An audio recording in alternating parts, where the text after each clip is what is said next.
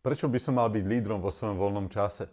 Znamená to prevziať zodpovednosť za svoje aktivity a rozhodnutia aj vo voľnom čase.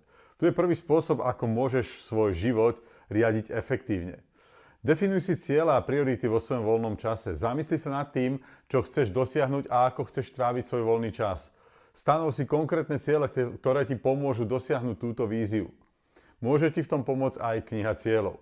Ideálne, ak máš partnera, partnerku alebo deti, urobte si harmonogram trávenia voľného času spoločne. Ja to robím napríklad tak, že už na jeseň si tvorím plán privátnych aj biznis aktivít na budúci rok. Najprv si naplánujem sviatky a osobné aktivity, dovolenky, oslavy, koníčkové a zaujímavé aktivity a podobne. Potom si plánujem strategické biznis míľniky, k tomu si naplánujem eventy, porady, tímové stretnutia, team buildingy a podobne. Čo je však najdôležitejšie, že si najprv plánujem privátne aktivity, až potom tie biznisové. To dáva